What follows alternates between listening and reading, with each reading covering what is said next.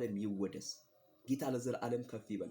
ምህረት የተደረገለት፣ በጎነት የተደረገለት፣ ቸርነት የተደረገለት የእግዚአብሔር ምህረት በህይወቱ፣ በዘመኑ፣ በቤቱ፣ በአገልግሎቱ፣ በሀገሩ፣ በምድሩ የበዛለት የእግዚአብሔርን ምህረት፣ የእግዚአብሔርን ቸርነት፣ የእግዚአብሔርን ወንጌል ከመናገር ሌላ ምንም ነገር የለም። ወዳጆቼ እኔና እናንተ ለትውልድ ወንጌልን ልንናገር ያስፈልጋል። በድካም ሆነ በብርታት ላይ ሁሌ አንበረታም፣ ሁሌም አንደክምም።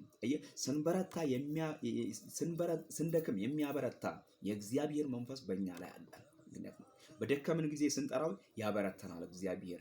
ደክመናል ብለን በዚያ ጠላት እንዲረግጠን ለጠላት መረገጫ የምንሆንበትም ምንም ነገር የለም። በረግረጭ ውስጥ ሆኜ አይደለም ያለው ዳዊት። ስለዚህ ዳዊት በደከመ ጊዜ እግዚአብሔር አበረትቶታል። ዳዊት በበረታም ጊዜ በእግዚአብሔር እንደበረታ ተናግሯል። ስለዚህ እኔና እናንተ በዘመናችን የእግዚአብሔርን ምህረት፣ የእግዚአብሔርን ወንጌል ለትውልድ መናገር አለብን። ምክንያቱም እኔና እናንተ እያለን ትውልድ ወደ ሲኦል መነዳት የለበትም። እኔና እናንተ እያለን ትውልድ ወደ ጥልቁ መሄድ የለበትም። ለመሰላችሁ ትውልድ በዚህ ሰዓት ይህንን ወንጌል ያልሰማ ሕፃን ልጅ ነው። ይህንን ወንጌል ያልሰማ ይህንን የሆነ ቃል ያልሰማ ሕፃን ልጅ እንደማለት እንደ ሕፃን ልጅ ነው የምቆጥረው። ለምሳሌ ሕፃን ልጅ ብዙን ጊዜ ብያቸዋለሁ፣ ክፉ የሆነውን ነገር መልካም ይመስለዋል። ፍም የሆነው እሳት ከለር ብቻ የሚያምር ስለሆነ መልካም ይመስለውን ሊያቃጥል ሊነካው ይፈልጋል። ግን እንደሚያቃጥለው የሚያውቀው ማን ነው? ወላጆቹ ናቸው የሚያውቁት። እንደሚያቃጥለው የሚያውቀው ማን ነው? ከሱ የበላይ የሆነው ነው እንደሚያቃጥለው የሚያውቀው። በእድሜ የበረቱት ናቸው እንደሚያቃጥለው የሚያውቁት። ያ ነገር እንዳያቃጥለው ወይም ለሱ በሚገባው ቋንቋ እፉ ነው ወይም ደግሞ ለሱ በሚገባው ቋንቋ አትንካው ብለውት ገስጸውት ይመልሱታል። ያኔ ከመቃጠል ይተርፋል። ዛሬም ወዳጆቼ፣ ወንድሞቼ በሲኦል ሊቃጠሉ በዲያብሎስ እስራት ሊያዙ ብዙዎች በጭፈራ ቤት አሉ። ብዙዎች በአጋንንት መንደር አሉ። ብዙዎች በጥልቁ አሉ።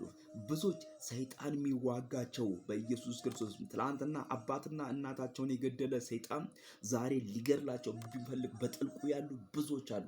ነገር ግን ይህንን የመዳንን ወንጌል፣ ይህንን የመዳንን ተስፋ ለነሱ እየተናገርን ይህንን ለቤዛ ቀን የታተምንበትን ቅዱሱን መንፈስ ለነሱ ሼር እያደረግን እኛ ደግሞ እነርሱን ልነጥቃቸው ከጨለማ ወደ ብርሃን ልናመጣቸው እግዚአብሔር ለእኛ እችን አብርቶልናል። እግዚአብሔር ስላበራልን፣ እግዚአብሔር ስለረዳን እኛ የተረዳን ሰዎች የእነሱን መርዳት አለብን። ጌታ ለዘላለም ይባረክ። እንጸልያለን። እግዚአብሔር መልካም ያደርጋል። እግዚአብሔር አድማሳችንን እያሰፋ ነው። እግዚአብሔር እያበዛ ነው። እግዚአብሔር በብዙ እየረዳን ነው። እግዚአብሔር ምሕረቱን፣ እግዚአብሔር ቸርነቱን፣ እግዚአብሔር በጎነቱን በእኛ ላይ እያደረገ ነው። ምክንያቱም ለመብሳቱም ያስታውቅብናል። የተደረገልን ነገር ያስታውቃል።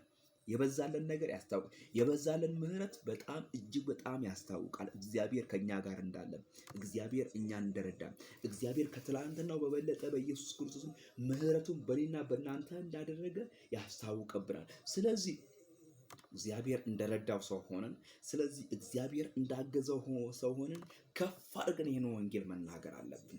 ኢየሱስ ጌታ ነው። ኢየሱስ ጌታ ነው።